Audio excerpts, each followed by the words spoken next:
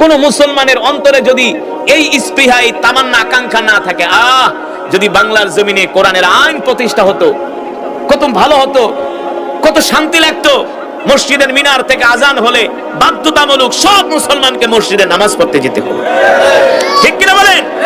সুদগুলো বন্ধ হয়ে যাবে, ঘুষগুলো বন্ধ হয়ে যাবে, চাঁদাবাজি বন্ধ হয়ে যাবে, টেন্ডারবাজি বন্ধ হয়ে যাবে। তখন আর নেতারা জনগণের চাল চুরি, কম্বল চুরি, তেল চুরি করার সাহস পাবে? কেমন হতো বলেন?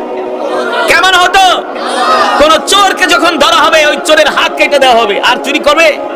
চুরি করবে? কোন চোর আর চুরি করবে না। আর এখন যারা রাষ্ট্রের ক্ষমতায় আছে, একদল আসে আর একদল যায়, শুধু জনগণেরটা খায়। এই অবস্থার পরিবর্তন হবে না যতদিন না পর্যন্ত কোরআনের শাসন কায়েম হবে।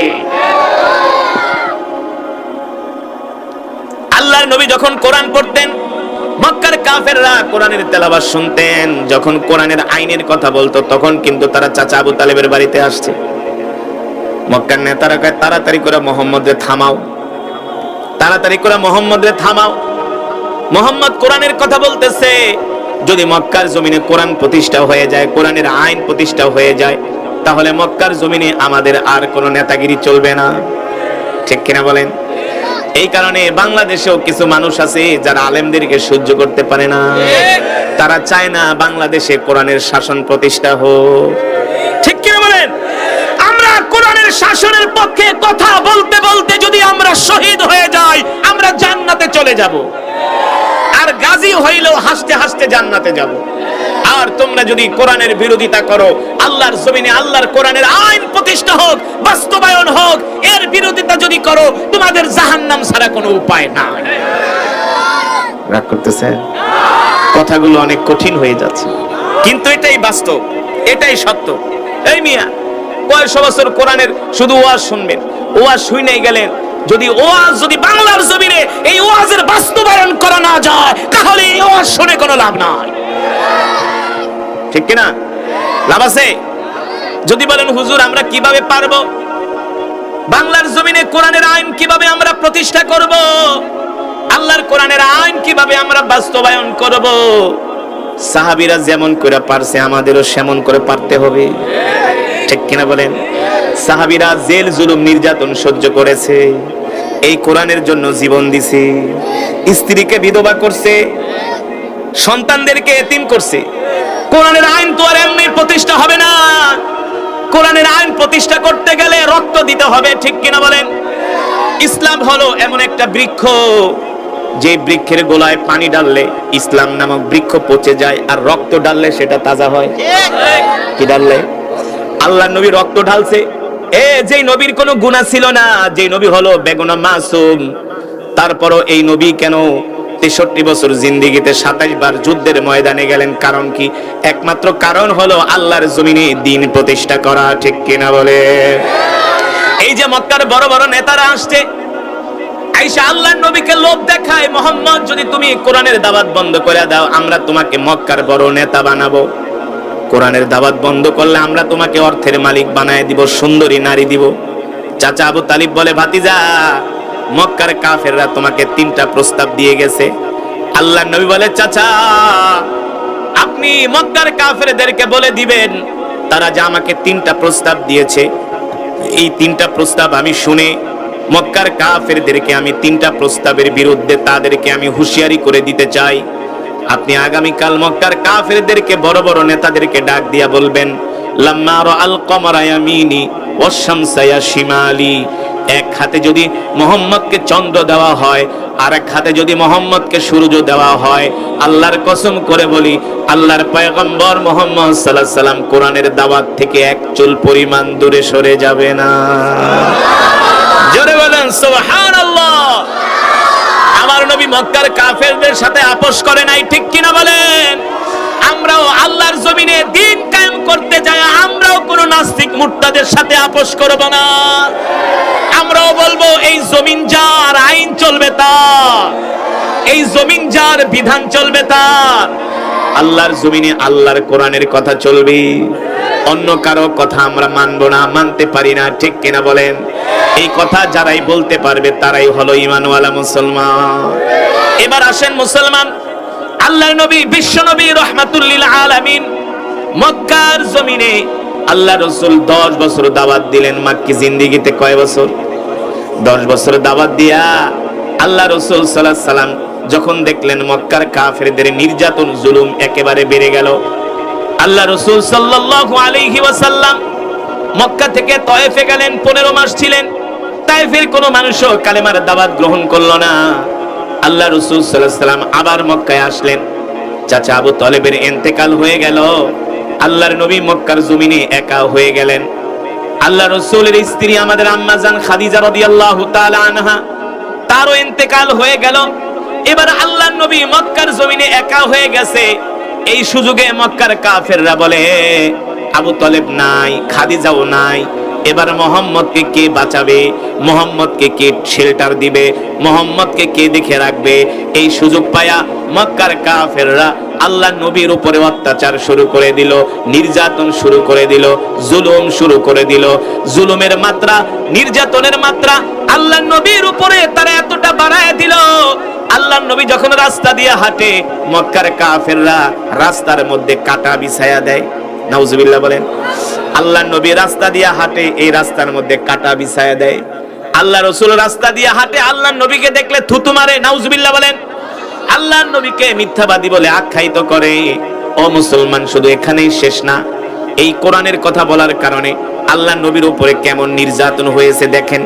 আল্লাহ নবী নামাজের সেজদায় গেছে, আবু জেহেল কতগুলো উটের নাড়ি বরিয়ে এনে আল্লাহ রাসূলের শরীরের উপরে চাপায় দিছে। কি মনে করছেন এই জমিনে কোরআন এমনি আসে নাই? এই বাংলাদেশে ইসলাম এমনি আসে নাই। এই বাংলাদেশে ইসলাম এসেছে আল্লাহর নবীর রক্তের কারণে, সাহাবাদের রক্তের কারণে। সাহাবীদের রক্তের বিনিময়ে ইসলাম আসছে, এত সোজা না। এই পৃথিবীতে ইসলাম কায়েম হয়েছে সাহাবীদের জীবনের বিনিময়ে। ও মুসলমান, এবার আল্লাহর নবীকে আল্লাহ তাআলা ডাক দিয়া বলে, হাবিব, মক্কার কাফেররা আপনাকে কষ্ট দেয়, আপনাকে গালি দেয়। শুধু কষ্ট দেয় না, মক্কার কাফেররা আমার নবীকে নির্বংশ বইলা গালি দেয়। নাউজুবিল্লাহ। নির্বংশ বইলা গালি দিলে কষ্ট লাগে কি লাগে না? আল্লাহ রাসূলের পুত্র সন্তানগুলো যখন মারা গেছে, মক্কার কাফেররা একজন আরেকজনকে কয়, দেখছস মুহাম্মদের একটাও পুত্র সন্তান নাই, তার মানে মুহাম্মদ মরার পরে তার ভিটার মাটিতে আগুন জ্বলবে না, তার ভিটায় কেউ আগুন জ্বালাতে পারবে না, তার কোনো পূর্বসূরি উত্তরসূরি থাকলো না, তার কোনো ছেলে নাই, তার কথা কে বলবে? মুহাম্মদ হলো একটা নির্বংশ। বলেন নাউজুবিল্লাহ। এই কথা শোনার পরে আল্লাহর নবী কষ্ট পায়। মক্কার কাফেররা আল্লাহর নবীকে নির্বংশ বইলা গালি দেয়। মক্কার কাফেররা আল্লাহর নবীকে নিয়ে ঠাট্টা করে। মক্কার কাফেররা আল্লাহর নবীকে নিয়ে উপহাস করে। আল্লাহ তাআলা কোরআনুল কারীমের আয়াত নাজিল করে দেয়, বিসমিল্লাহির রহমানির রহিম, ইন্না আ'তাইনাকাল কাউসার ফাসাল্লি লিরাব্বিকা ওয়ানহার ইন্না শানিআকা হুয়াল আবতার। নবী গো, মক্কার কাফেররা আপনাকে নির্বংশ বইলা গালি দিছে, আপনি নির্বংশ না। যারা আপনাকে নির্বংশ বইলা গালি দিছে ওরাই হলো নির্বংশ, ওদের কোনো অস্তিত্ব আমি আল্লাহ পৃথিবীর জমিনে রাখবো না। আল্লাহু আকবার বলেন। আল্লাহ তাআলা বলে ওদের কোনো পুত্র সন্তান থাকবে না, কন্যা সন্তান থাকবে না, ওদের নাম নেওয়ার মতো কোনো মানুষ থাকবে না। আপনি নির্বংশ না, ওরাই হলো নির্বংশ। নবী, আমি আল্লাহ আপনাকে দান করেছি কাউসার। সুবহানাল্লাহ বলেন। আপনি শুধু নামাজ পড়েন, নামাজের দাওয়াত দেন, দ্বীনের দাওয়াত দেন, আমি আল্লাহ আপনাকে কাউসারের মালিক বানায় দিয়েছি, আপনি চিন্তা করবেন না। নবী গো, দেখবেন মক্কার কাফেরদের অস্তিত্ব আমি আল্লাহ এমন করে বিলীন করে দিব জমিন থেকে, কেউ তাদের নাম নিবে না, কেউ তাদেরকে স্মরণ করবে না। কিন্তু আপনি তো এমন একজন পয়গম্বর, আপনার ইন্তেকালের পরে আপনার রওজা জিয়ারত করার জন্য আপনার কোটি কোটি উম্মত মদিনায় ভিড় জমাবে। আপনারাই বলেন, আজ পর্যন্ত কোন মানুষের নাম আবু জেহেল শুনছেন? আবু লাহাব শুনছেন? আল্লাহ তাআলা বলেন, নবী আপনি কষ্ট পান কেন? আপনাকে নির্বংশ বলে গালি দিছে, আপনি নির্বংশ না, আপনার থাকবে কোটি কোটি সন্তান। আমরা হলাম রাসূলের রূহানি সন্তান। আল্লাহ রাসূল হলো আমাদের রূহানি পিতা, জানেন না? আল্লাহ রাসূল কিন্তু আমাদের রূহানি পিতা, তাদের স্ত্রীরা হলো আমাদের আম্মা জান। সুবহানাল্লাহ বলেন। এই পৃথিবীতে 250 কোটি রাসূলের সন্তান আছে, ঠিক কিনা বলেন? যারা হজ করতে গেছেন দেখছেন না, নামাজের পরে মদিনা শরীফে রাসূলের রওজা জিয়ারত করার জন্য মানুষ, লক্ষ লক্ষ মানুষ সিরিয়াল ধরে ছোটে না, রাসূলের রওজা জিয়ারত করার জন্য লক্ষ লক্ষ মানুষ। শুধু নামাজের সালাম ফিরাইতে দেরি, যখন বাবু সালাম গেট খুলে এক দৌড় আর রাসূলের রওজার সামনে যায় বিনয়ের সাথে কেঁদে কেঁদে, আসসালাতু ওয়াসসালামু আলাইকা ইয়া রাসূলুল্লাহ, আসসালাতু ওয়াসসালামু আলাইকা ইয়া হাবিবাল্লাহ। ঠিক কিনা বলেন? আর যে আবু জেহেল আমার নবীকে নির্বংশ বলে গালি দিছে, আজকে মুসলমান আবু জেহেলের বাড়িতে যায় হাগুমুতো করে, প্রস্রাব করে। ঠিক কিনা? এবার দেখছেন আল্লাহ তাআলার কৌশল কাকে বলে, আল্লাহর মায়ের কাকে বলে। নবীর সাথে বেয়াদবি করার কারণে আবু জেহেলের বাড়িকে আল্লাহ বাথরুম বানায় দিছে। আর ওই আবু জেহেলের লাশ কোন জায়গায় আছে কেউ বলতে পারে না, আবু লাহাব কোথায় মরছে কেউ বলতে পারে না। কিন্তু যেই নবীকে নির্বংশ বইলা গালি দিছে, এই নবীর রওজা জিয়ারত করার জন্য কোটি কোটি মুসলমান ভিড় জমাচ্ছে। কারণ কি? কারণ হলো আল্লাহ তাআলা বলছে, হাবিব আপনি আমার কোরআনের পক্ষে ছিলেন, আমি আল্লাহ যেমন করে আমার কোরআনকে হেফাজত করেছি, আমি আল্লাহ আপনাকে হেফাজত করেছি। ঠিক কিনা বলেন? এবার আল্লাহ নবী বিশ্ব নবী রাহমাতুল লিল আলামিন মক্কার জমিনে আল্লাহ নবীর উপরে এমন অত্যাচার নির্যাতন শুরু হলো, জুলুম শুরু হলো। আল্লাহ নবী রাস্তায় বের হতে পারে না, মক্কার কাফেররা আল্লাহ নবীর উপরে নির্যাতন করে, জুলুম করে। এবার আল্লাহ তাআলা ডাক দিয়ে বলে, হাবিব আপনি আর মক্কায় থাকবেন না, এবার মক্কা থেকে মদিনায় যান। আপনি এবার মক্কা থেকে হিজরত করে মদিনায় যান। ও মুসলমান, ভালো করে খেয়াল করেন, এবার আল্লাহর নবী একমাত্র কোরআনের জন্য, দ্বীনের জন্য নিজের মাতৃভূমি ত্যাগ করতেছেন, নিজের বাপ দাদার ভিটা ছাড়তেছেন আল্লাহর জমিনে দ্বীন কায়েমের জন্য। মক্কার কাফেররা এমন কোন নির্যাতন নাই আল্লাহ রাসূলের উপরে করে নাই, আল্লাহর নবীকে খাবার দেয় নাই, পানি দেয় নাই, আল্লাহর নবীকে অবরুদ্ধ করে রেখেছে। কত কষ্ট দিয়েছে মক্কার কাফেররা। শুধু তারা বলছিল, মুহাম্মদ কোরআনের দাওয়াত বন্ধ করে দাও, আমরা তোমাকে নেতা বানায় দিব। আল্লাহ রাসূল বলে, না না না, আমার জীবন চলে যাবে, মক্কার কাফেরদের সামনে মাথা নত করব না। ঠিক কিনা বলেন? এবার আল্লাহ তাআলা বললেন, হাবিব আপনি মক্কা থেকে মদিনায় যান। আল্লাহ রাসূল আল্লাহ তাআলার নির্দেশ পেয়ে সাইয়েদনা আবু বকরকে সহ এবার মক্কা থেকে মদিনার দিকে হিজরত করা শুরু করে দিলেন। সিরাতের কিতাবের মধ্যে আসছে, আল্লাহ নবী মক্কা থেকে 3 কিলোমিটার দূরে যায় বারবার মক্কার দিকে তাকায় আর আল্লাহ রাসূল কান্না করে। আল্লাহ রাসূলের মক্কা ছেড়ে যেতে মন চায় না, বারবার মক্কার দিকে তাকায়, বাইতুল্লাহর দিকে তাকায়। আল্লাহ নবী বলে, মক্কা রে, বাইতুল্লাহ রে, তোমাকে ছেড়ে আমার যেতে মন চায় না, কিন্তু আমি কি করব, মক্কার কাফেরদের অত্যাচারের কারণে আমি আর মক্কায় থাকতে পারলাম না। আল্লাহ নবীর কষ্ট দেখা আল্লাহ তাআলা সহ্য করতে পারলেন না। আল্লাহ তাআলা জিবরাইলকে পাঠাইছে, জিবরাইল যাও যাও, আমার হাবিব কষ্ট পাইতেছে, আমার বন্ধু কষ্ট পাচ্ছে, আমার হাবিবকে বলে দাও, আমার হাবিব মক্কা থেকে মদিনায় যেতেছে, যেই কাফেররা তার উপর অত্যাচার করছে, সেই দিন আর বেশি দূরে নয়, আমি আল্লাহ এই মক্কার ক্ষমতা আমি আমার হাবিবের হাতে তুলে দিব। মক্কার প্রেসিডেন্ট হবে আমার হাবিব। আল্লাহু আকবার। নবী গো আপনি শুধু মক্কা থেকে মদিনায় যান। আল্লাহ রাসূল সাইয়েদনা আবু বকর সহ মক্কা থেকে হিজরত করে মদিনার দিকে যাচ্ছেন। মক্কা থেকে মদিনার দূরত্ব হলো 550 কিলোমিটার। কত কিলোমিটার? এটা হলো বর্তমানের রাস্তা, কিন্তু 1450 বছর আগে 550 হবে না, কম হলেও 1500 কিলোমিটার হবে।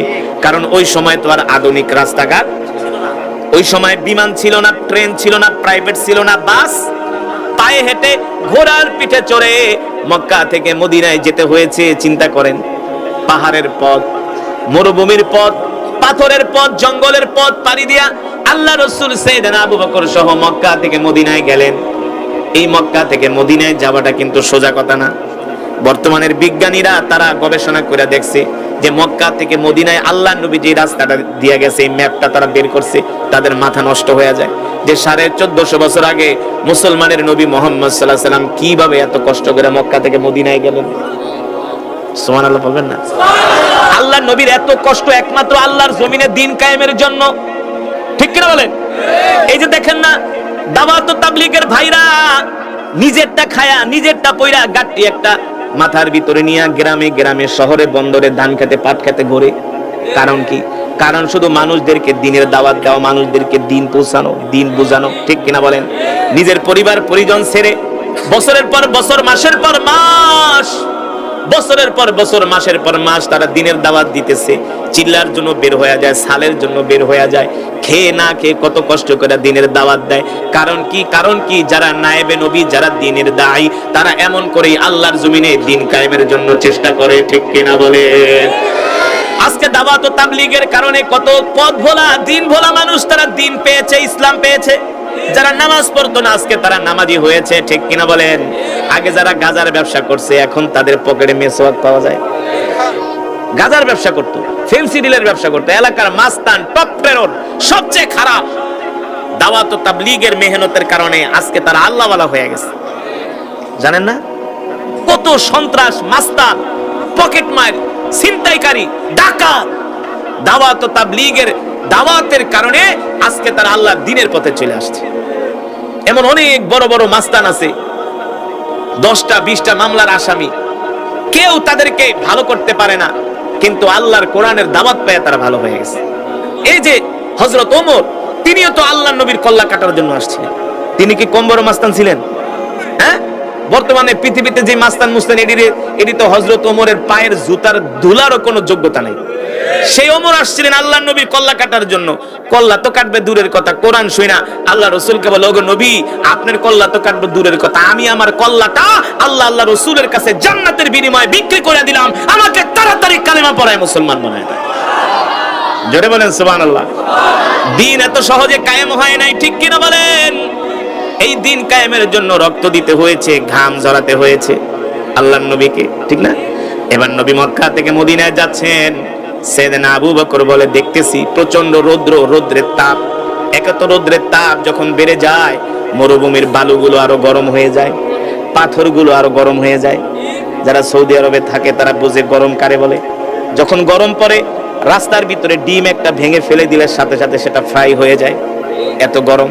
এখন যদি এত গরম হয়, 1450 বছর আগে কেমন গরম ছিল? ওই সময় তো কোনো ফ্যানের ব্যবস্থা ছিল না, ওই সময় তো কোনো এসি ছিল না, ছিল? আল্লাহর নবী না কত কষ্ট করছে। সাইয়েদনা আবু বকর বলে, আমি আল্লাহর নবীকে নিয়ে হাত ধইরা মক্কা থেকে মদিনার দিকে যাইতেছি। শক্ত পাথরের উপরে আল্লাহর নবী পাড়া দিছে, সাথে সাথে শক্ত পাথর তুলার মতো নরম হয়ে গেছে। আর আস্তে কান সুবহানাল্লাহ। আল্লাহর নবী ডাক দিয়ে বলে, পাথর শিলা শক্ত, পাড়া দেওয়ার সাথে সাথে তুলার মতো নরম হয়ে গেল, কারণ কি? পাথর বলে, কেন নরম হব না? আপনি কি মনে করছেন আপনাকে আমরা চিনি নাই?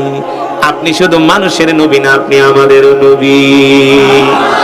পাথর আল্লাহর নবীকে দেখা চিনে ফেলেছে, পাথর আল্লাহর নবীকে দেখা চিনে ফেলেছে, বলে আপনি শুধু মানুষের নবী না, আপনি আমাদের নবী। সাইয়েদনা আবু বকর বলেন, গাছগুলো দেখে আল্লাহর নবীকে সালাম দেয়, আসসালামু আলাইকা ইয়া রাসূলুল্লাহ। আল্লাহর নবী বলে, গাছ সালাম দিলা, কারণ কি? গাছ বলে, কেন সালাম দিব না?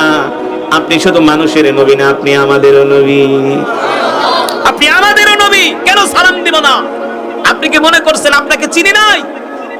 আল্লাহ তাআলা সেই নবীর সম্বন্ধে বলেছেন, ওমা আরসালনাকা ইল্লা রাহমাতাল লিল আলামিন। আল্লাহু আকবার। আমাদের নবী হলেন রাহমাতুল লিল, আরো জোরে বলেন, রাহমাতুল লিল। যেই নবীর কোনো গুনাহ ছিল না, সেই নবী কত কষ্ট করে মরুভূমির পথ পাড়ি দিয়ে এবার মদিনায় যেতেছে। সাইয়েদনা আবু বকর বলে, আমি দেখি পাথরগুলো নবীকে সালাম দেয়, গাছগুলো আল্লাহর নবীকে সালাম দেয়। শুধু গাছ না, আকাশের মেঘমালা পর্যন্ত আল্লাহর নবীকে সালাম দেয়। আকাশের মেঘগুলো আল্লাহর নবীর মাথার উপরে ছাতার মতো ছায়া দেয়, আল্লাহ রাসূলের গায়ে রোদের তাপ লাগতে দেয় না। জোরে বলেন আল্লাহু আকবার। সাইয়েদনা আবু বকর বলেন, আমরা সফর করতে করতে যখন বেশ কিছুদিন পার হয়ে গেল, আল্লাহ নবী একদিন সাইয়েদনা আবু বকরকে ডাক দিয়ে বলে, আবু বকর, আনা জাইউন জিদ্দান, আনা আতশানুন জিদ্দান। আবু বকর গো, আমার ক্ষুধা লাগছে, আপনার কাছে খাবার টাবার আছে কিনা? কথাগুলো ভালো করে খেয়াল করেন। আল্লাহর নবী সফর করতে করতে ক্লান্ত হয়ে গেছে, খাওয়া নাই। সাইয়েদনা আবু বকর বলে, গো আল্লাহর রাসূল, মক্কা থেকে যে খাবার দাবার আনছিলাম শেষ হয়ে গেছে। দিনের নবী এবার খাবারও পাচ্ছেন না, কত কষ্ট করতেছেন। আর আপনি আমি দিনের জন্য কয়দিন কষ্ট করছি। দাওয়াত ও তাবলীগে যদি বলি ভাই চলেন 3 দিনের লেগা, কয় হুজুর 3 দিনের লেগা গেলে আমার বউরে কে দেখবো, আমার পরিবার কে দেখবো? কথা কয় না, বলে কি বলে না?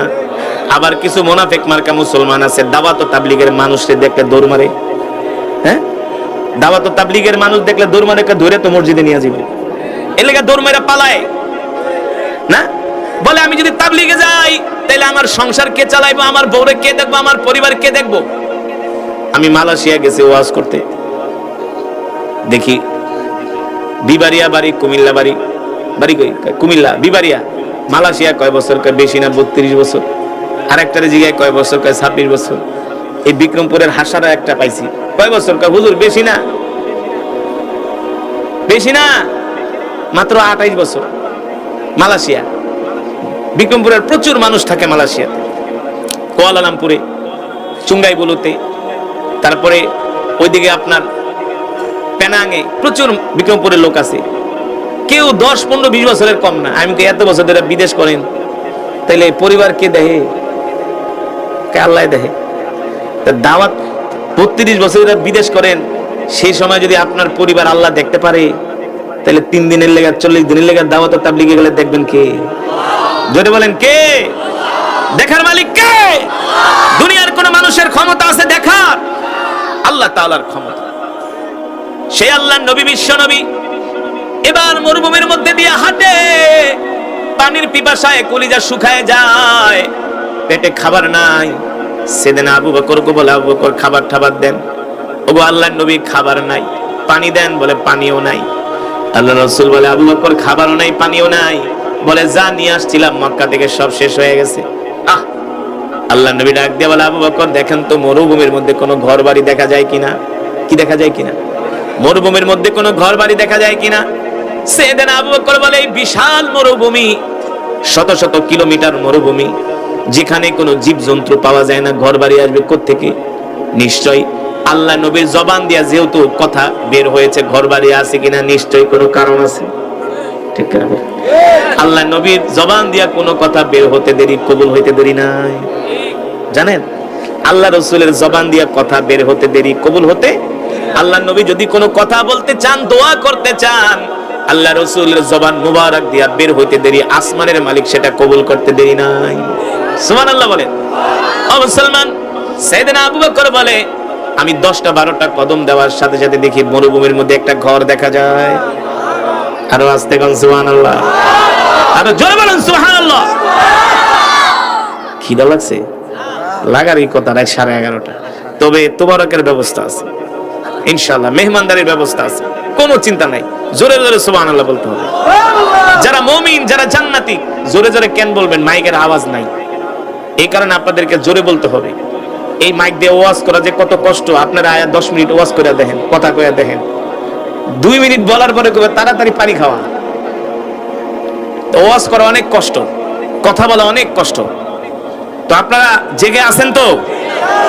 বয়ান চলবে না মনোযোগ দিয়ে দিন? আরে তোবারক কে জানগা, আবার আগামী বছর ওয়াজ হইব। হ্যাঁ, ওয়াজ চলবে কতক্ষণ? কোনো দরকার নাই, আর 10 মিনিট, কিন্তু ধৈর্য ধরে শুনতে হবে, মোহব্বতের সাথে শুনতে হবে। রাজি আছেন ইনশাআল্লাহ? আল্লাহ আমাদের কবুল করুন, বলি আমিন। মুসলমান, এবার আল্লাহর নবী বলেন, আবু বকর দেখেন তো মরুভূমির মধ্যে কোনো ঘর দেখা যায় কিনা। সেদিন আবু বকর বলেন, আমি 10টা কদম দিলাম, দেখি মরুভূমির মধ্যে একটা ঘর দেখা যায়। আমি খুশি হয়ে গেলাম। আল্লাহ রাসূলের জবান দিয়া বের হইলো, আর দেখি মরুভূমির মধ্যে একটা ঘর। সেদিন আবু বকর বলেন, আমি এতটা খুশি হলাম, আল্লাহ রাসূলকে ডাক দিয়া বললাম, ওগো নবীজি, মরুভূমির মধ্যে তাকায় দেখেন, ওই যে ঘর দেখা যায়। আল্লাহ নবী বলে, আবু বকর চলেন চলেন, আমরা ওই বাড়িতে যাই মেহমানদারি গ্রহণ করব, ওই বাড়িতে যে আমরা মেহমান হব, ওদের থেকে আমরা খাবার দাবার চাইবো, কিছুক্ষণ বিশ্রাম নিয়ে আবার আমরা মদিনার দিকে যাত্রা শুরু করব। সাইয়েদনা আবু বকর রাদিয়াল্লাহু তাআলা আনহু বলেন, আল্লাহর নবী, বিশ্ব নবী রাহমাতুল লিল আলামিনকে সাথে নিয়ে আমি ওই বাড়ির সামনে গেলাম। আমরা বাড়ির সামনে যেতেই দেখি ভাঙ্গা একটা কুঠুরি, ভাঙ্গা একটা ঘর, ভিতর থেকে দরজা লাগানো। দেখলে বোঝা যায় এই বাড়ির মানুষের অবস্থা তেমন বেশি অর্থনৈতিক অবস্থা ভালো না। আল্লাহ রাসূল বলে, আবু বকর যান যান, ঘরের দরজায় নক করেন। সাইয়েদনা আবু বকর ঘরের দরজার সামনে যেয়ে বলে, ইফতাহিল বাব, ঘরের দরজা খোলো। একবার, দুইবার, তিনবার পরে বলার পরে ঘরের দরজা খোলে না। চতুর্থবারে বললেন, কে গো তোমরা কোত্থেকে আসছো? কে গো তোমরা কোত্থেকে আসছো? মিনাইনা জিতা। সাইয়েদনা আবু বকর বলে, জিনা মিনাল মক্কা ইলাল মদিনা, আমরা মক্কা থেকে দুইজন মানুষ আসছি মদিনায় যাব। কোথায় যাব? আমরা মক্কা থেকে দুইজন মানুষ আসছি মদিনায় যাব। এবার ওই ঘর থেকে আওয়াজ আসছে, কেন আসছো আমার বাড়িতে? বলে, আমরা দুইজন মুসাফির, দুইজন মানুষ তোমার বাড়িতে আসছি। রৌদ্রের অনেক তাপ, তোমার বাড়িতে আমরা কিছুক্ষণ অবস্থান করে আবার সূর্যের আলো কমলে, রোদ কমলে আমরা আবার মদিনার দিকে রওনা শুরু করব। তবে শোনো, আমরা দুইজন মুসাফির, আমরা দুইজন পথিক, যদি তোমার ঘরে কোনো খাবার থাকে আমাদেরকে একটু খাবার দাও। বলে, নাহনু ফাকিরুন জিদ্দান, আমরা গরিব মানুষ, খাবার কোত্থেকে পাবো? আমাদের ঘরের অবস্থা দেখেই তো বুঝো আমাদের কি অবস্থা। সাইয়েদনা আবু বকর বলে, যদি খাবার না থাকে, তোমাদের ঘরে পানি থাকলে একটু পানি দাও। বলে, পানিও নাই, খাবারও নাই। আল্লাহ রাসূল বলে, আবু বকর, ওদের ঘরে খাবারও নাই, পানিও নাই। বলে, আল্লাহ নবী, খাবারও নাই, পানিও নাই। সাইয়েদনা আবু বকরের মন খারাপ হয়ে গেল। আল্লাহ নবী বলে, আবু বকর, চিন্তা করবেন না, পেরেশান হবেন না, আমাদেরকে সাহায্য করবেন। জোরে বলেন আল্লাহু আকবার। এবার আল্লাহর নবী তাকায় দেখেন, যেই বাড়িতে আসছেন ওই বাড়ির ঘরের সামনে একটা বকরি বাঁধা। কি বাঁধা? বকরি বাঁধা। মাশাআল্লাহ, কি বাঁধা? বকরি বাঁধা। আল্লাহর নবী বলে, আবু বকর, ঘরের যিনি মালিক তার নাম জিজ্ঞেস করো। সাইয়েদনা আবু বকর নাম জিজ্ঞেস করলেন। বলল, আমার নাম হলো উম্মে মাবাদ, আমার স্বামীর নাম হলো আবু মাবাদ। আমার স্বামী বকরি চড়ানোর জন্য মাঠে গেছে, সন্ধ্যার সময় আসবে, আর ওই বকরি থেকে আমরা দুধ দোয়া, আমরা সেই দুধ পান করি, আর খেজুর খাই, আর কিছু জবঠাপ যদি পাই আমরা খাই, এছাড়া আমাদের কাছে কোনো খাবার নাই। আল্লাহ নবী বলে, আবু বকর, আমরা দেখতেছি উম্মে মাবাদের ঘরের সামনে একটা বকরি বাঁধা আছে, আপনি উম্মে মাবাদ থেকে অনুমতি নেন। যদি উম্মে মাবাদ আমাদেরকে অনুমতি দেয়, তাদের বকরি থেকে আমরা দুধ দোয়া দুইজনে পান করব। এবার সাইয়েদনা আবু বকর বলে, উম্মে মাবাদ, তোমার ঘরের সামনে একটা বকরি বাঁধা আছে, তুমি যদি অনুমতি দাও, এই বকরি থেকে আমরা দুধ দোয়া দুইজনে পান করব। ঘরের মহিলা বলে, পথিক, হয়তোবা তোমরা জানো না, আমাদের ঘরের সামনে যে বকরি বাঁধা, এটা হলো একটা অসুস্থ বকরি, দুধ দেয় না, বাচ্চাও দেয় না, প্রতিবন্ধী, হাঁটতে পারে না, চলতে পারে না। এই কথা শোনার পরে আল্লাহর নবী রাহমাতুল লিল আলামিন মুস্কি হাসি দিয়া বলে, আবু বকর, আপনি শুধু বকরি থেকে দুধ দোয়ানোর অনুমতি আনেন, অসুস্থ বকরি থেকে দুধ দোয়ানোর দায়িত্ব আমার। আল্লাহ রাসূল বলে, আপনি শুধু অনুমতি আনেন, দুধ দোয়ানোর দায়িত্ব আমার। সাইয়েদনা আবু বকর বলেন, বোন উম্মে মাবাদ, তুমি শুধু অনুমতি দাও, এই বকরি থেকে দুধ দোয়ানোর দায়িত্ব আমাদের। মহিলা মানুষকে দুধ দেয় না। সাইয়েদনা আবু বকর নাসর বান্দা। আল্লাহর নবী বলে, আপনি শুধু অনুমতি আনেন, দুধ কেমনে দোয়াই তো এটা আমি দেখাই দেব, কারণ তিনি তো রাহমাতুল লিল, তিনি তো বরকতের নবী, তিনি তো রহমতের নবী। ঠিক কিনা বলেন? আল্লাহর নবী কেমন রহমত, কেমন বরকত। সাহাবীরা যুদ্ধের ময়দানে গেলেন, বদরের প্রান্তরে, যেখানে মুসলমানরা তাবু গাড়লেন। প্রথম কাফেররা যেখানে তাবু গাড়লেন, সেখানে একটা পানির কূপ পাওয়া গিয়েছে। ওই পানির কূপের পানি হলো মিষ্টি পানি। কিন্তু মুসলমানরা যেখানে তাবু গেড়েছেন, সেখানে একটা পানির কূপ পাওয়া গেল বদরের প্রান্তরে। ওই পানির কূপের পানি হলো লবণাক্ত পানি। সাহাবীরা আয়েশা বললেন, নবীজি, যুদ্ধ করার জন্য তো পানির প্রয়োজন না? পানি লাগে না? যুদ্ধ করার জন্য পানি প্রয়োজন। তবে আমাদের তাবুর কাছে যেই কূপ পেয়েছি, এই কূপের পানি হলো লবণাক্ত। আল্লাহ নবী বলে, আমাকে নিয়ে চলো। সাহাবীরা আল্লাহ রাসূলকে নিয়ে কূপের কাছে গেলেন। আল্লাহ নবী তার মুখ থেকে এক ফোঁটা লালা ওই পানির মধ্যে ফালানোর সাথে সাথে কূপের পানি মিষ্টি হয়ে গেছে। ওই কূপ এখনো বদরের প্রান্তরে নাই? নাই? যদি কেউ উমরা করতে যান, ওই বদরে যাবেন, এখন ওই কূপ আছে, কিয়ামত পর্যন্ত থাকবে। রাসূল সাল্লাল্লাহু আলাইহি সাল্লামের থুতু মোবারকের বরকতে লবণাক্ত পানি মিষ্টি হয়ে গেছে, কিয়ামত পর্যন্ত থাকবে, কারণ তিনি হলেন বরকত, তিনি হলেন বরকতের নবী। ঠিক কিনা বলেন? এবার আল্লাহর নবী বলে, আবু বকর, আপনি শুধু অনুমতি আনেন। সাইয়েদনা আবু বকর বলে উম্মে মাবাদ তুমি শুধু অনুমতি দাও, মহিলা মানুষকে দুধ দেয় না, নাছরবান্দা অসুস্থ বকরি। আল্লাহর নবী বলে শুধু অনুমতি আনেন। সাইয়েদনা আবু বকর একবার দুইবার তিনবার বলার পরে মহিলা মানুষ রাখে রাখে ঠিক আছে যান, কথা বললে বিশ্বাস করেন না, অসুস্থ বকরি দুধ দেয় না, পারলে দুধ দোয়ায় খান, যান, আফসোস নাই। আল্লাহর নবী বলে আবু বকর দুধ যে দোয়াবো রাখবো কোথায়? পাত্র লাগবে না? পাত্র ছাড়া দুধ রাখা যাবে? আবু বকর একটা পাত্র আনেন। মহিলা মানুষ এমনিতে একটু মন ছোট, ছোট একটা পাত্র দিছে। আল্লাহর নবী কয় এত ছোট পাত্রে বড় পাত্র লাগবে। মহিলা আরো রাগ করছে, কে অসুস্থ বকরি দুধ দেয় না, আবার কয় বড় পাত্র। বুঝেন নাই? এই এত কথা কয়, কে আসছে আমার বাড়িতে দেখি তো। কৌতূহল জাগে কি জাগে না? কে আসছে আমার বাড়িতে? এতবার বলি শোনে না। উম্মে মাবাদ বলে আমি আমার ঘরের দরজাটা একটু ফাঁকা কইরা বাইরের দিকে তাকাইলাম, দেখি আমার বাড়ির উঠানে এমন একজন যুবক দাঁড়ায় রইছে, যে যুবকের চেহারা চাঁদের চেয়েও সুন্দর। জোরে বলেন আল্লাহু আকবার। যে যুবকের চেহারা চাঁদের চেয়েও সুন্দর। আমি যুবক মুহাম্মদ সাল্লাল্লাহু আলাইহি সাল্লামের চেহারার দিকে তাকায় রইছি, আর নজর ফিরাইতে পারি না। এত সুন্দর যুবক আমার বাড়িতে আসছে, তার মতো এত সুন্দর মানুষ আমি আজ পর্যন্ত কোনোদিন দেখি নাই। এবার উম্মে মাবাদ বলে এ পথিক শোনো, আমার বকরির দুধ না পারলে বকরি জবাই করে খায়া ফেলাও, কোনো আফসোস নাই। এবার উম্মে মাবাদ বলে আমি যুবক মুহাম্মদ সাল্লাল্লাহু আলাইহি সাল্লামের দিকে তাকাই, দেখি তার চুলগুলো এত সুন্দর, তার চোখগুলো এত সুন্দর, তার নাকটা এত সুন্দর, তার গালগুলো এত সুন্দর, তার হাতের আঙ্গুলগুলো এত সুন্দর, তার বডি স্ট্রাকচার এত সুন্দর। এত সুন্দর মানুষ আমি আজ পর্যন্ত কোনোদিন দেখি নাই। দেখবে কোত্থেকে? আমার নবীর মতো এত সুন্দর করে আল্লাহ পৃথিবীতে কোনো মানুষ কোনো নবীকেও সৃষ্টি করে নাই। আমার নবী হলেন রাহমাতুল লিল মাশাআল্লাহ। এই যে রাহমাতুল লিল আলামিন বলতেছেন, এটা মহব্বতের সাথে, ঠিক কিনা বলেন? আমাদের নবী হলেন রাহমাতুল লিল।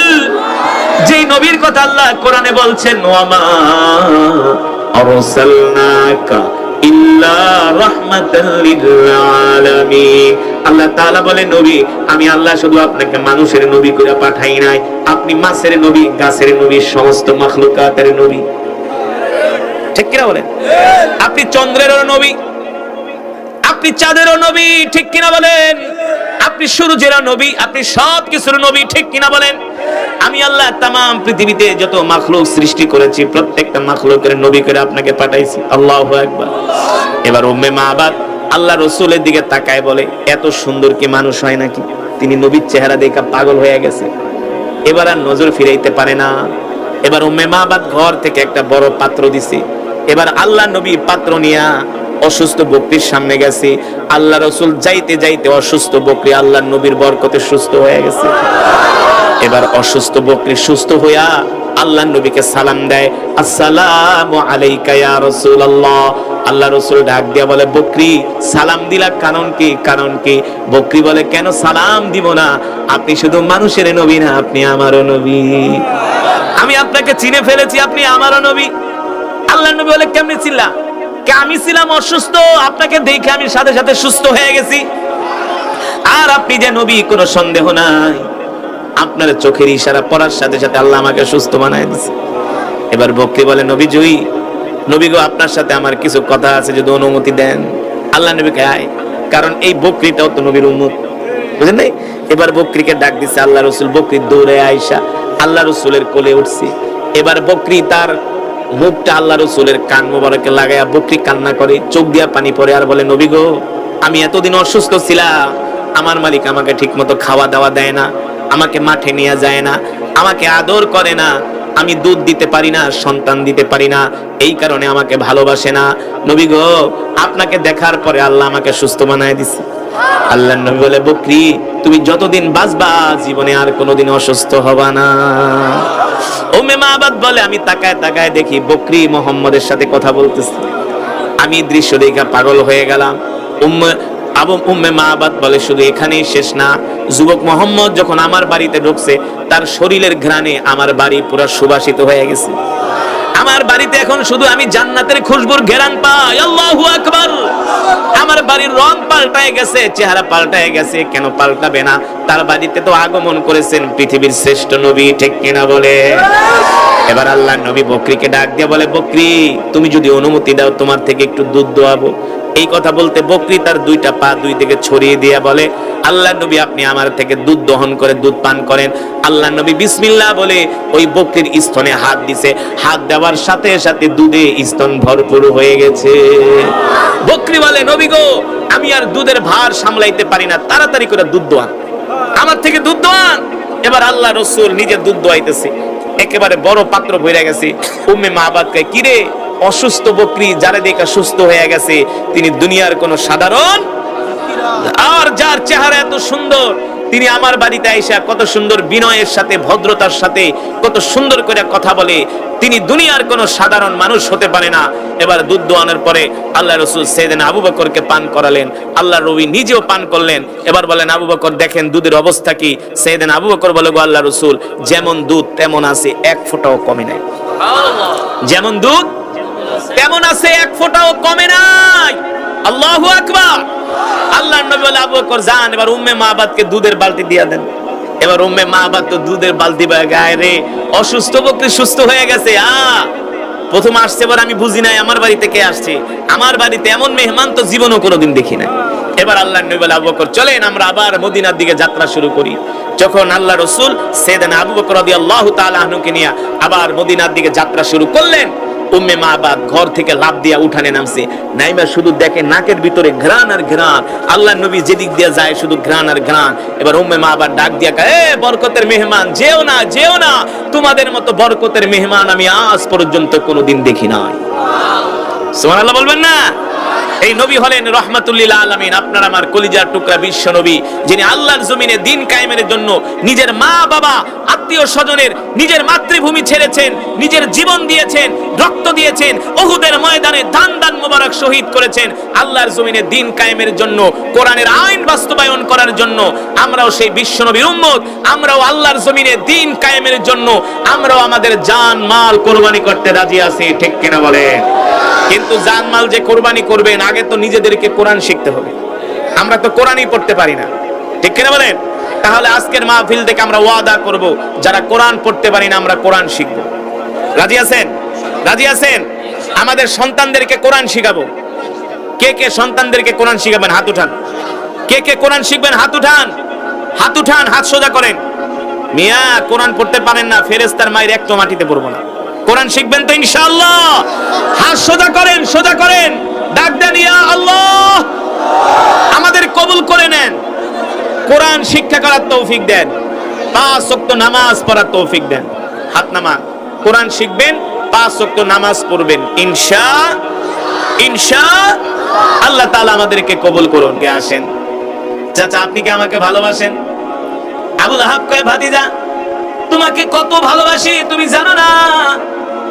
তুমি যে কোরআন পড়ো, আমি তোমার কোরআনের অনেক বড় একজন ভক্ত, তোমাকে আমি আল আমিন উপাধি দিয়েছি ভাতিজা। আল্লাহর পয়গম্বর বলে, চাচা আপনি আমাকে বিশ্বাস করেন কিনা বলেন? বলে, ভাতিজা তুমি হলা সাদিকুল আমিন, তুমি কখনো মিথ্যা বলতে পারো না, তুমি মানুষকে ধোঁকা দাও না। ভাতিজা তোমাকে ভালোবাসি, তোমাকে বিশ্বাস করি। এবার আল্লাহর পয়গম্বর বলে, চাচা আবু লাহাব যদি আপনি আমাকে ভালোবাসেন, আমি যদি আপনাকে একটা কথা বলি আপনি বিশ্বাস করবেন কিনা? আবু লাহাব বলে, ভাতিজা আমরা যতটুকুন জানি মুহাম্মদ কোনোদিন মিথ্যা বলতে পারে না। মুহাম্মদ হলো আল আমিন, মুহাম্মদ হলো আল্লাহর নবী। বলে, চাচা আমি যদি বলি এই যে পাহাড় দেখা যায়, পাহাড়ের অপর প্রান্তে একদল ডাকাত লুকিয়ে আছে, আপনারা কি আমার কথা বিশ্বাস করবেন কিনা? আবু লাহাব বলে, ভাতিজা আগেই তো বলছি মুহাম্মদ কখনো মিথ্যা বলতে পারে না। আল্লাহর পয়গম্বর বলে, চাচা আমি যদি বলি একদল ডাকাত লুকিয়ে আছে, একটু পরে ডাকাত লোকালয়ে হামলা করবে, আপনাদের গ্রামে হামলা করবে, হামলা করে আপনাদের সম্পদ ঘর বাড়িগুলো লুট করে নিয়ে যাবে, আমার কথা বিশ্বাস করবেন কিনা? আবু লাহাব বলে, ভাতিজা আগেই তো বলছি তুমি কোনোদিন মিথ্যা বলতে পারো না। এই কথা বলার পরে আল্লাহর পয়গম্বর বলে, চাচা আপনি কি আপনার কথার উপরে অটল? বলে, আমি আমার কথার উপরে অটল। এবার আল্লাহর নবী বলে, চাচা ও চাচা আপনারা মাটি দিয়ে যে মূর্তি বানান, যে মূর্তির পূজা করেন, এই মূর্তির পূজা কোনো কাজে আসবে না, ঠিক কিনা বলেন? এক আল্লাহর প্রতি ঈমান আনেন, আর আমি আল্লাহর প্রেরিত রাসূল মুহাম্মদ সাল্লাল্লাহু আলাইহি ওয়াসাল্লাম আমাকে নবী হিসেবে মেনে নেন। লাত মানাতের পূজা বাদ দেন, উজ্জার পূজা বাদ দেন, এক আল্লাহর প্রতি ঈমান আনেন। এই কথা বলার পরে আবু লাহাব আল্লাহর নবীর দিকে তাকায় বলে, তাব্বাল্লাকা ইয়া মুহাম্মদ ফালিহাদা লিজামাতানা। মুহাম্মদ, তুমি কি আমাদেরকে এই জন্য এখানে ডেকেছো, এই কথা বলার জন্য ডেকেছো? এই কথা বলে আবু লাহাব আমার নবীর দিকে হাত বাড়ালেন, আমার নবীর গায়ে আঘাত করার জন্য। আল্লাহ তাআলা জিবরাইলকে ডাক দিয়ে বলে, জিবরাইল, আমার হাবিব কোরআনের কথা বলার কারণে আবু লাহাব আমার হাবিবের দিকে হাত বাড়াইছে। এ জিবরাইল, তাড়াতাড়ি যাও। তাব্বাত ইয়াদা আবি লাহাবি ওয়া তাব, মা আগনা আনহু মালুহু ওয়া মা কাসাব, সায়াসলা নারান যাতা লাহাবি ওয়া ইমরাতুহু হাম্মালাতাল হাতাব, ফি জিদিহা হাবলুম মিন মাসাদ। ও জিবরাইল, যাও যাও, আমার হাবিবকে বলে দাও, আবু লাহাব আমার হাবিবকে আঘাত করার জন্য এক হাত উঠাইছে, আমি আল্লাহ আবু লাহাবের দুই হাতকেই ধ্বংস করে দিলাম। জোরে বলেন সুবহানাল্লাহ। আমি আল্লাহ আবু লাহাবের দুই হাতকে ধ্বংস করে দিলাম। আল্লাহু আকবার। ও মুসলমান, মক্কার কাফেররা শত চেষ্টা করেছে, আল্লাহর কোরআনের দাওয়াত বন্ধ করতে পারে নাই। যখন আল্লাহর নবী, বিশ্ব নবী রাহমাতুল লিল আলামিন এই কোরআনের দাওয়াত দিয়ে যাচ্ছেন, মক্কার কাফেররা কোনোভাবে কোরআনের দাওয়াত বন্ধ করতে পারে না। শেষ পর্যন্ত তারা চাচা আবু তালেবের কাছে আসছে। চাচা আবু তালেবের কাছে আয়েশা বলে, আবু তালেব, আমরা তোমার কাছে আসছি, মুহাম্মদকে বলো কোরআনের দাওয়াত বন্ধ করে দিতে। যদি মুহাম্মদ কোরআনের দাওয়াত বন্ধ করে দেয়, আমরা মুহাম্মদকে মক্কার বড় নেতা বানায় দিব, আমরা মুহাম্মদের কথায় উঠবো আর বসবো।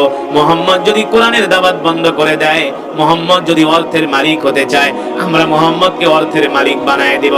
ও আবু তালেব, আপনি মুহাম্মদকে আরো বলে দিবেন, যদি মুহাম্মদ সুন্দরী নারী চায়, আমরা মুহাম্মদকে সুন্দরী নারী দিব। তারপরে বলেন মুহাম্মদ যাতে কোরআনের দাওয়াত বন্ধ করে দেয়। চাচা আবু তালেব বলে, আবু জেহেল, তোমরা যাও, আমি মুহাম্মদের সাথে আলাপ করে তোমাদেরকে জানাবো। আল্লাহর নবী যখন রাত্রিবেলা বাড়িতে আসলেন, চাচা আবু তালেব আল্লাহর নবীকে ডাক দিলেন, ও মুহাম্মদ তাআলা, মুহাম্মদ এদিকে আসো, তোমার সাথে আমার কথা আছে। আল্লাহর নবী যখন আসলেন, চাচা আবু তালেব বললেন, ও মুহাম্মদ, সকালবেলা তুমি যখন ঘর থেকে বের হয়ে গেছো, বিকালবেলা মক্কার বড় বড় নেতারা আমার বাড়িতে আসছিল। আল্লাহর নবী বলে, চাচা কেন আসছে? বলে, আমার বাড়িতে আবু জেহেল আসছে, আমার বাড়িতে আবু লাহাব আসছে, আমার বাড়িতে ওলীদ ইবনে মুগীরা আসছে। মক্কার বড় বড় নেতারা এসে বলছে তুমি যাতে কোরআনের দাওয়াত বন্ধ করে দাও।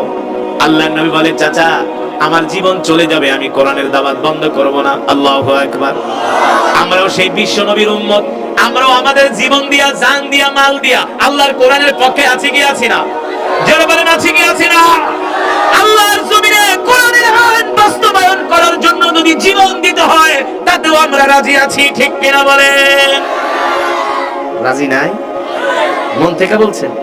আল্লাহ কবুল করুন, আল্লাহ কবুল করুন, বলি আমিন। হাশরের ময়দানে আল্লাহ তাআলা প্রত্যেকটা মানুষকে ধরবে, তুই আমার কোরআনের হক আদায় করছিলি কিনা, আমার জমিনে আমার কোরআনের আইন বাস্তবায়ন করার জন্য চেষ্টা করছিস কিনা, ঠিক কিনা বলেন? আমরা, আমাদের দায়িত্ব হলো চেষ্টা করা। ফয়সালার মালিক, জোরে বলেন, ফয়সালার মালিক আল্লাহ। যদি চান এই জমিনে কোরআনের রাজ কায়েম হয়ে যাবে, ঠিক কিনা বলেন? আমরা তো সেটাই স্বপ্ন দেখি। হ্যাঁ, কেউ যদি এই স্বপ্ন না দেখে, তাহলে সে পরিপূর্ণ মুসলমান হতে পারবে না, সে মুনাফিক। নবীর উপরে কোরআন নাযিল করছেন, আর আল্লাহ তাআলা বলে দিয়েছেন, ইন্না আনজালনা ইলাইকা যিকরা লিতুবাইয়িনা লিন-নাস। নবী গো, আমি আল্লাহ আপনার উপর যেই কোরআন নাযিল করছি, এই কোরআন দিয়ে আপনি মানুষদেরকে দাওয়াত দেন। আর মানুষদেরকে দাওয়াত দিলে কি হবে? মানুষদের উপকার হবে, ঠিক কিনা বলেন? এই যে যে কোরআন আমি পড়লাম, এই কোরআন শুধু খতম পড়ার জন্য নাযিল হয় নাই। এ বিক্রমপুরের যুবকেরা, মুন্সিগঞ্জের যুবকেরা, এ ধর্মপ্রাণ মুসলমানরা ভালো করে শুনে রাখেন, এই কোরআন শুধু বয়ান করার জন্যই নাযিল হয় নাই। এই কোরআন শুধু খতম পড়ার জন্য নাযিল হয় নাই। এই কোরআন শুধু ঝাড় ফুঁক দেওয়ার জন্য নাযিল হয় নাই। হ্যাঁ, এই কোরআন পড়া শুধু পানিতে ফু দিয়ে বলবে খান, এই কারণে শুধু কোরআন নাযিল হয় নাই। শুধু খতমে তারাবি পড়ার জন্য কোরআন নাযিল হয় নাই। তাহলে আমাকে প্রশ্ন করেন, হুজুর কোরআন কি কারণে নাযিল হয়েছে? আল্লাহ কেন কোরআন দিয়েছে বিশ্ব নবীকে? হ্যাঁ, এই কোরআন দিয়া খতমও পড়বে, এই কোরআন দিয়া দোয়া করবে, এই কোরআন দিয়া ওয়াজ করবে, এই কোরআন দিয়া খতমে তারাবিও পড়বে। কিন্তু শুধু কোরআন নাজিল করার উদ্দেশ্য শুধু খতম পড়া না, ঝাড়ফুঁক দেওয়া না। বাপ মরে যাবে 40 দিন পরে 40 জন ইমাম দাওয়াত দিয়া 10টা গরু জবাই করায় জনমের মতো এলাকার মানুষকে খিচুড়ি খাওয়াবে, এই কারণে কোরআন নাজিল হয় নাই। ঠিক কিনা বলেন? তাহলে প্রশ্ন আসে না, হুজুর তাইলে কোরআন কেন নাজিল হয়েছে বইলা যান? আসে না? প্রশ্ন আসে না?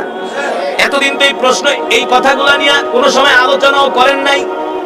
মনে করছেন বছরে একদিন ওয়াজ মাহফিল করামু, বাংলাদেশের নাম করা বক্তা আনবো, ওয়াজ করাবো, কোরআনের হক আদায় হয়ে গেছে এটা মনে করেন? আল্লাহ রাসূলের হাদিস, আল কুরআন হুজ্জাতুল লাকা ওয়া আলাইকা, আল কুরআন হুজ্জাতুল লাকা ওয়া আলাইকা। আল্লাহ রাসূল বলেন আমাদের প্রতি কোরআনের হক আছে, আপনার প্রতি কোরআনের হক আছে, সকলের প্রতি কোরআনের হক আছে। প্রত্যেকটা মুসলমানের উপরে কোরআনের হক, বুঝেন তো? অধিকার কি আছে? অধিকার আছে, হক আছে। আপনি আমি যদি কোরআনের হক আদায় না করি, কাল হাসরের ময়দানে আল্লাহর আদালতে কোরআন আমাদের বিরুদ্ধে সাক্ষী দিবে, বলবে আল্লাহ তোমার এই বান্দা কোরআনের হক আদায় করে নাই, আমি কোরআন তার বিরুদ্ধে তোমার আদালতে মামলা দায়ের করলাম, আল্লাহ তুমি ছাড়বা না, তার বিচার করো। ও মুসলমান, তাহলে বলতে পারেন হুজুর এই কোরআনের হক কি? এই কোরআনের হক হলো আমার নবী হলেন বিশ্ব নবী রাহমাতুল লিল আলামিন। আমার নবীর কোনো গুনাহ ছিল না, ছিল? আমার নবী হলেন বেগুনাহ। আমার নবীর জন্য আল্লাহ জান্নাতটাকে ওয়াজিব করে দিয়েছে, ঠিক কিনা বলেন? যেই নবীর জন্য জান্নাত ওয়াজিব হয়ে গেছে, ওই নবী উহুদের ময়দানে কেন গেলেন? কেন কাফেরদের মার খাইলেন? কারণ কি? কেন দাঁত মোবারক শহীদ করলেন? আল্লাহর নবী কেন খন্দকে গেলেন? আল্লাহর নবী কেন তাবুকে গেলেন? আল্লাহর নবী 63 বছর জিন্দেগিতে সরাসরি 27 বার যুদ্ধের ময়দানে সরাসরি অংশগ্রহণ করেছেন। কয়বার? 27 বার আল্লাহর নবী সরাসরি যুদ্ধের ময়দানে অংশগ্রহণ করছেন। কারণ কি? কারণ কি ও মুসলমান? কারণ হলো আল্লাহ তাআলা নবীকে কোরআন দিয়ে মক্কার জমিনে পাঠাইছে, আর আল্লাহ তাআলা বলতেছেন আলা লাহুল খালকু ওয়াল আমর তাবারাকাল্লাহু রাব্বুল আলামিন। আল্লাহু আকবার। নবী আপনি যেই কোরআন পড়েন, মক্কার কাফেররা এই কোরআন পছন্দ করে না, তারা কোরআনের দাওয়াত গ্রহণ করে না, আপনাকে নবী হিসাবে মানে না। নবী গো, তারা কোরআনকে সইতে পারে না, তারা কোরআনের আইন পছন্দ করে না, কোরআনের বিধান পছন্দ করে না। অথচ আলা লাহুল খালকু ওয়াল আমর, এই পৃথিবী সৃষ্টি করেছি আমি আল্লাহ। কে? এই পৃথিবী সৃষ্টি করেছেন কে? আল্লাহ তাআলা বলে নবী গো, এই পৃথিবী সৃষ্টি করেছি আমি আল্লাহ, জমিন সৃষ্টি করেছি আমি আল্লাহ, চন্দ্র সূর্য গ্রহ নক্ষত্র সৃষ্টি করেছি আমি আল্লাহ, অক্সিজেনের মালিক আমি আল্লাহ, রিজিকের মালিক আমি আল্লাহ, হায়াতের মালিক আমি আল্লাহ। অথচ মক্কার কাফেররা আমার কোরআনকে তারা পছন্দ করে না, আমার কোরআনের দাওয়াত সহ্য করতে পারে না, আমার বিধানকে তারা সহ্য করতে পারে না। নবী গো, আপনি মক্কার কাফেরদেরকে বলে দেন আলা লাহুল খালকু ওয়াল আমর তাবারাকাল্লাহু রাব্বুল আলামিন। এই মক্কার কাফেররা শুনে রাখো, আমি আল্লাহর পয়গম্বর মুহাম্মদ সাল্লাল্লাহু আলাইহি সাল্লাম, আমি আল্লাহর নবী, আল্লাহর প্রেরিত রাসূল। আল্লাহ আমাকে কোরআন দিয়ে মক্কার জমিনে পাঠাইছে। তোমরা যতই কোরআনের বিরোধিতা করো কোনো লাভ নাই। আমি ঘোষণা করতেছি আজকে থেকে আসমান যার আইন চলবে তার, জমিন যার বিধান চলবে তার। ঠিক কিনা বলেন? আল্লাহর জমিনে আল্লাহর কোরআনের আইন চলবে। হ্যাঁ, সংসদ চলবে কোরআন দিয়া, কথা বল, মন্ত্রণালয় চলবে কোরআন দিয়া। এই নবী হলেন রাহমাতুল লিল আলামিন, আপনার আমার কলিজার টুকরা বিশ্ব নবী, যিনি আল্লাহর জমিনে দ্বীন কায়েমের জন্য নিজের মা বাবা আত্মীয় স্বজনের, নিজের মাতৃভূমি ছেড়েছেন, নিজের জীবন দিয়েছেন, রক্ত দিয়েছেন, উহুদের ময়দানে দান দান মোবারক শহীদ করেছেন আল্লাহর জমিনে দ্বীন কায়েমের জন্য, কোরআনের আইন বাস্তবায়ন করার জন্য। আমরাও সেই বিশ্ব নবীর উম্মত, আমরাও আল্লাহর জমিনে দ্বীন কায়েমের জন্য আমরাও আমাদের জান মাল কুরবানি করতে রাজি আছি। ঠিক কিনা বলেন? কিন্তু জানমাল যে কোরবানি করবেন, আগে তো নিজেদেরকে কোরআন শিখতে হবে। আমরা তো কোরআনই পড়তে পারি না, ঠিক কিনা বলেন? তাহলে আজকের মাহফিল থেকে আমরা ওয়াদা করব, যারা কোরআন পড়তে পারি না আমরা কোরআন শিখব। রাজি আছেন? রাজি আছেন? আমাদের সন্তানদেরকে কোরআন শিখাবো। কে কে সন্তানদেরকে কোরআন শিখাবেন? হাত উঠান। কে কে কোরআন শিখবেন? হাত উঠান। হাত উঠান, হাত সোজা করেন। মিয়া কোরআন পড়তে পারেন না, ফেরেশতার মায়ের একটু মাটিতে পড়বো না। কোরআন শিখবেন তো ইনশাআল্লাহ? হাত সোজা করেন, সোজা করেন। ডাক দেন ইয়া আল্লাহ, আমাদের কবুল করে নেন। কোরআন শিক্ষা করার তৌফিক দেন। 5 ওয়াক্ত নামাজ পড়ার তৌফিক দেন। হাত নামান। কোরআন শিখবেন, 5 ওয়াক্ত নামাজ পড়বেন আল্লাহ তাআলা আমাদেরকে কবুল করুন। মা বোনেরা, আপনারাও শুনতেছেন, আপনাদেরকেও বিনয়ের সাথে বলবো, আপনারা যারা কোরআন পড়তে পারেন না, সামনে কোরআনের মাস রমাদান মাস আসতেছে, কোরআন শিখবেন। ঠিক কিনা বলেন? নিজেও কোরআন শিখবেন, সন্তানদেরকেও কোরআন শিখাবেন। আমাদের রাষ্ট্র হবে কোরআনের রাষ্ট্র, আমাদের সমাজ হবে কোরআনের সমাজ। এই স্বপ্ন আমরা দেখি না? এই স্বপ্ন দেখি না? আমাদের সমাজ হবে কোরআনের সমাজ। কোরআন দিয়া রাষ্ট্র চলবে, কোরআন দিয়া সমাজ চলবে, কোরআন দিয়া দেশ চলবে আমরা আশা করব, আমরা চেষ্টা করব ফলাফল দেওয়ার মালিক। ঠিক কিনা বলেন? তাহলে আমরা জীবনে যতদিন বাঁচবো আল্লাহর কোরআন অনুযায়ী চলবো, কোনো গুনাহ করব না, মিথ্যা কথা বলবো না, নামাজ ছেড়ে দিব না, মুসলমানকে কষ্ট দিব না, সবার সাথে সুন্দর আচরণ করব। আল্লাহ তাআলা আমাদের সকলকে কবুল করুন। আজকের এই মাহফিলকে কবুল করুন। আজকের এই মজমাকে আল্লাহ তাআলা কিয়ামত পর্যন্ত কবুল করুন বলি আমিন।